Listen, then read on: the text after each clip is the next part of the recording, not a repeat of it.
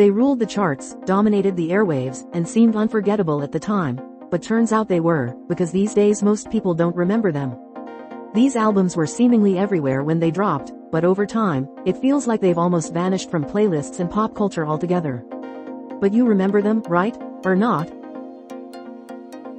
It could be argued that Paul McCartney had the best post-Beatles career, and Wings would be a big reason why.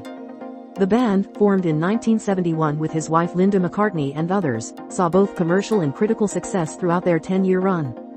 The band's masterpiece was their third studio album, Band on the Run, and it's this record that first comes to mind for most of us when we think of Wings.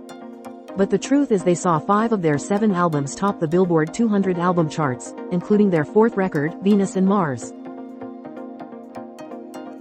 High Hopes, a collection covers, outtakes, and different versions of older songs, was Springsteen's 18th studio album and the last album, as of 2025, to hit number 1. It reached the top of the charts in 11 countries actually. Elton John ruled the 70s, particularly 1975 where he had 3 albums hit number 1, including the under-remembered and underappreciated Captain Fantastic and the Brown Dirt Cowboy.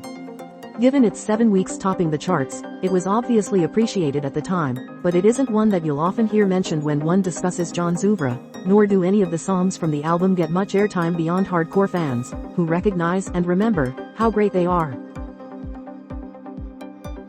Unless you were around in the 1970s, odds are you don't just not remember this album, you probably haven't ever heard of the Average White Band either. The Scottish funk and R&B band did have some hits, though, including their most famous song, the instrumental track, Pick Up the Pieces, which just so happens to be one of the singles on their chart-topping 1975 album, AWB. Business as Usual, Men at Work, 1983 will always be remembered as the year of Thriller, the Michael Jackson album that changed pop music. But what some of us forget was the album that sat at the top of the charts before Thriller, Business as Usual. The debut album from Men at Work spent the end of 1982 and the beginning of 1983 at number 1, for a total of 15 straight weeks, before being dislodged from that spot by Jackson's iconic album.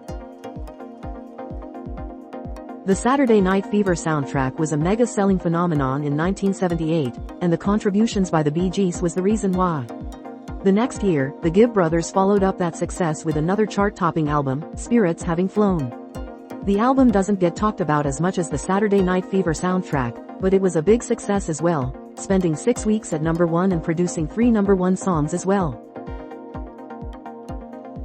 Canadian rock band BTO saw plenty of success in the 70s, with Not Fragile being their most popular album and the one that gave us the number 1 hit track, You Ain't Seen Nothing Yet. We have to assume we aren't the only ones still listening to that song, but what about the album? D'Angelo's second studio album took a different tone than his hit debut record, Brown Sugar, but with just as satisfying results. On the back of the hit single, Untitled, How Does It Feel? Voodoo spent 33 weeks on the charts, including 2 weeks at number 1. Steve Winwood had plenty of success in the 70s as part of some great bands, from Traffic to Blind Faith. And his solo career in the 80s saw some big highs as well, including his chart-topping album Roll With It, which kicked Hysteria by Def Leppard out of the top spot back in August of 1988. And while we're on the subject, in 1969, Steve Winwood, Eric Clapton, Ginger Baker, and Rick Breck came together to form the supergroup Blind Faith. This incredible combination of musicians produced just one album before disbanding, but that one album, the self-titled Blind Faith, topped the album charts in the UK, Canada, and US, and we hope there are others out there who remember it as fondly as we still do. The Black Crowes hit the ground running with their debut album, 1990's Shake Your Moneymaker. It remains their best-selling album of all time, but while fans will never forget it, this great rock album doesn't get talked about these days as much as it should. And the same can be said for any fears of a sophomore slump for the band from Georgia were put to rest with the release of their second LP, The Southern Harmony and Musical Companion. While it didn't sell as well as their debut record, it is their most critically acclaimed album, and it did reach the top of the Billboard 200 charts as well. Glenn Campbell released 64 albums over the course of his career and sold over 45 million records worldwide. So, while he had numerous hit albums, with that much volume, it only makes sense that some will have fallen out of the public consciousness over the decades. Including Wichita Lineman, Campbell's chart-topping, Grammy-nominated 1968 album. Coldplay's fifth studio album, Mylo Xyloto, was a massive hit around the world. And while their next album, Ghost Stories, also hit #1 in America and was named the top rock album at the 2015 Billboard Music Awards, it hasn't had the staying power among the general music-loving audience that the previous record still has. The name Debbie Gibson will no doubt bring back fond memories for 80s kids, less fond memories for 80s parents, and probably questions of, who is that? By most people born after that decade. Electric Youth was Gibson's highest charting album, spending 5 weeks at #1. Only 27 albums have spent 15 or more weeks at #1 on the Billboard 200, REO Speedwagon's High Infidelity is one of them. 15 non-consecutive weeks at the top of the charts, the best-selling album of 1981, and a #1 song, Keep On Loving You. You couldn't escape this album in '81, but how many people today know this album exists? Who remembers that the Red Hot Chili Peppers had a #1 album in 2022? It was just a few years ago and already most music fans seem to have forgotten about Unlimited Love. Did you? Taking the Long Way topped the charts in 2006, went 2 times platinum and picked up 5 Grammy Awards, including Album of the Year. It also featured the top 10 single, Not Ready to Make Nice, their response to the extreme, hate-filled attacks they received after making some critical comments about American President George W. Bush at a concert in London, UK in 2003. The comments, the backlash, and the song response all garnered heavy media coverage in the aughts, which, these days, seems like a whole other lifetime to many. Alanis Morissette had big shoes to fill with the release of her 1998 album, supposed former infatuation junkie, Her Own. Just 3 years prior she'd released Jagged Little Pill and set the music world ablaze with one of the best-selling albums of all time. So, her follow-up was obviously going to be highly anticipated and scrutinized. Supposed former infatuation junkie was well received by critics and broke the record for album sales in its first week by a female artist. It also spent 2 weeks at #1 on the Billboard 200. But all these decades later, it isn't part of most people's music consciousness.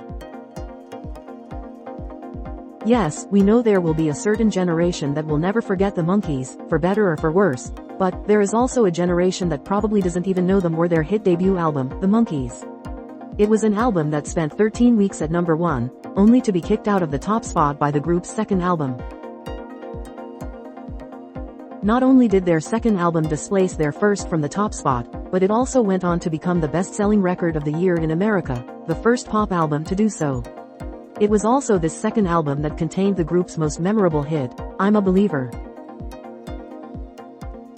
Sabrina Carpenter turned one of our favorite morning and post-meal beverages into our 2024 summer earworm with the release of her chart-topping single, Espresso.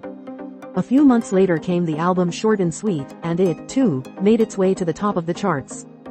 Carpenter had a breakout moment in 2024, but come 2025, most of us have moved on, and some have even already forgotten about the bubblegum pop record that ruled the streaming platforms less than 12 months ago. Janet Jackson's fifth studio album cemented her position as one of the best and most successful artists in the history of the music industry. Not only was Janet her third album in a row to go to #1, it was her first to debut atop the charts. It's also one of only 7 albums ever to produce 6 top 10 singles. The Rock and Roll Hall of Fame even called it one of the 200 definitive albums of all time. Run to You, Somebody, Heaven, Summer of '69, One Night Love Affair, and It's Only Love, these were all top 20 singles and they are all from Canadian rocker Bryan Adams' great 1984 chart-topping album, Reckless. This album still rocks, but how many of you still give it a spin every now and then?